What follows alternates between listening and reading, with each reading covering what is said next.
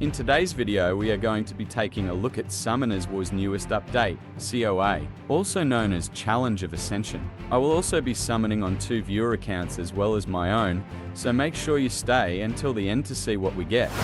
I wanted to make this video feel like an authentic reaction to the new content. So after glancing through the patch notes and honestly only looking at the pictures because I have a brain of a 5-year-old, I then journeyed into COA for the first time.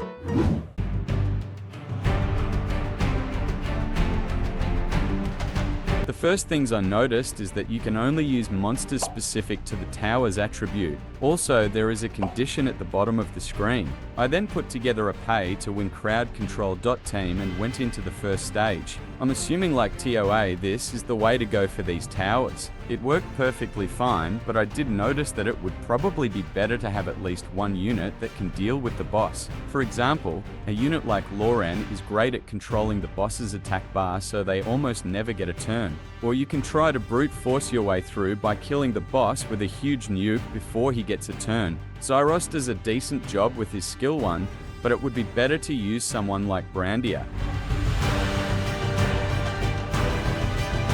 That didn't seem too hard, but there is a lot of stages to go. There is 20 stages for each attribute and an additional 80 that will unlock as you clear the attribute stages. You are also rewarded with some pretty decent stuff, so I would say it's worth trying to get as far as you can. Watching me clear each stage would be boring, so I cleared a few more stages to get a better feel and idea of what COA has to offer in terms of difficulty. So I climbed a few more floors and noticed how each floor has a progressively harder condition added to them. Then I reached floor 10 in the Tower of Fire, where you are met with a final boss from TOA. I appreciate that they updated the icon and added more pixels to the boss design, but this floor was actually pretty challenging for me. It's easy to do when you can pick from any element, but I was struggling with the mono element rules. So I decided to put this floor on hold because TOA reset, and I wanted to finish that before the end of the night.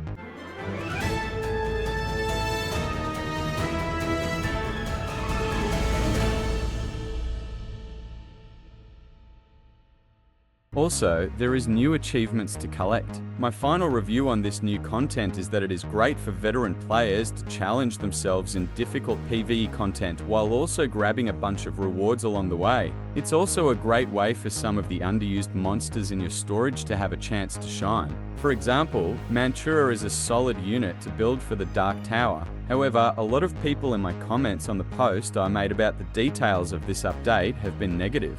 I can see why some people aren't happy because it already feels like we have too much content and this one is going to be too difficult for most players, but the good thing about this content is that you only have to clear it once, and then you never have to worry about doing it again. Before we start the summoning session, I want to share with you how you can use the sponsor of today's video to help you save money on packs like the ones shown on screen. Paxify. Paxify is a Discord community with over 10,000 members that saved players over $4.1 million over the last 3 years. And guess what? They're launching an application that makes getting discounts effortless. Join the waiting list now to get exclusive bonuses such as early bird discounts, free credits, early access, and a Discord giveaways boost. Over 2,000 players joined already, so make sure to secure your spot before it's too late and enjoy effortless discounts and bonuses from day one. I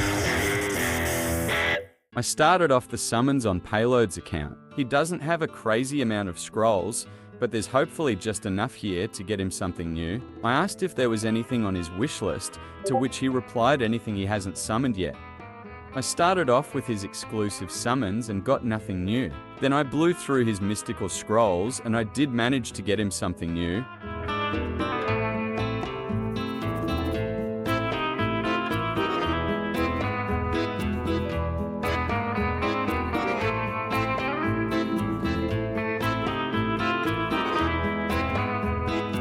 Not great, but at least it's new and it may actually be decent in the Fire Tower. We still had hope as I blew through his LD Scrolls and got his 53rd LD Serpent, according to his count. And it hurts to show this, but the rest of the scrolls were also duds, but he mainly wanted me to help him with his account anyway. And since he is a channel member, I hopefully made up for his disappointing summons with some good dungeon improvements and overall tips for him moving forward. I then logged onto Sonic's account. He has clearly been saving for a while, so hopefully he will be rewarded for his patience. He has around 600 scrolls in total and asked me to save his engraved scrolls so he can try and summon Leo next week. He said he actually needs runes and not monsters, which is a good mindset, but he's hoping for things that are good for Siege and Arena. There was a lot of scrolls to summon here, so I will speed up the video and skip to the exciting parts. His lightning rates felt really good, but we were just getting a bunch of 4 stars. But eventually we managed to get something new.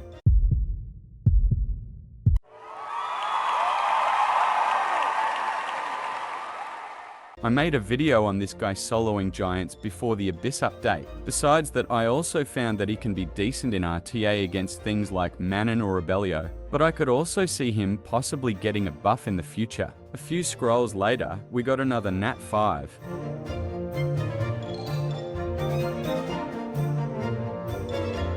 This one was a dupe, and he said I could sacrifice him for a blessing. With the remainder of the mystical scrolls, we managed to get 3 new things.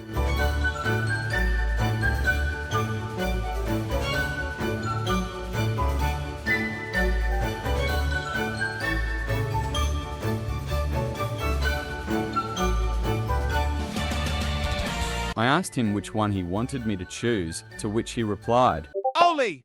That's the broken one everyone's been using."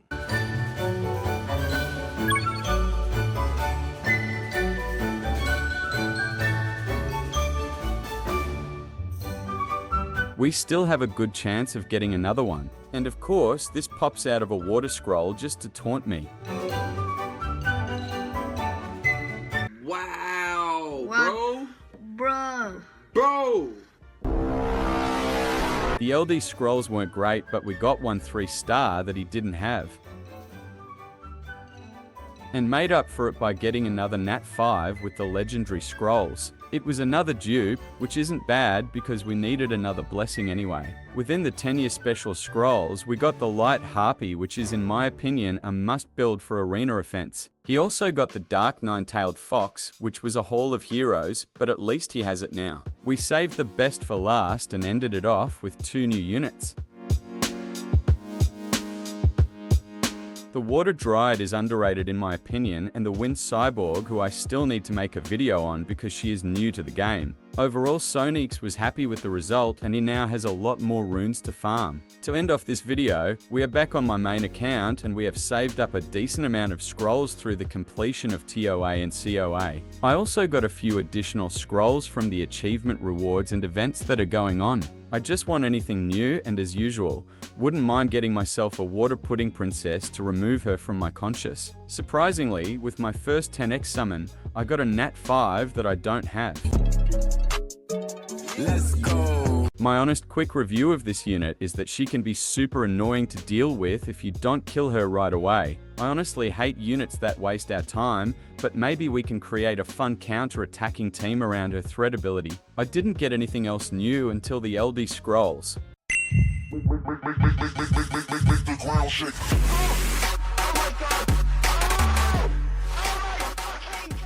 Even though this is an LD Nat 4, it felt like a Nat 5 to me because I've wanted him for so long. He has a fun passive that allows you to pair him with squishy damage dealers without worrying about them getting one shot. He also seems like he would pair really well with my newest Nat 5, and he can be useful in the Light Tower. But that is all for today. I hope you enjoyed the video, and I would love to hear more of your thoughts and experiences with the new content in the comments.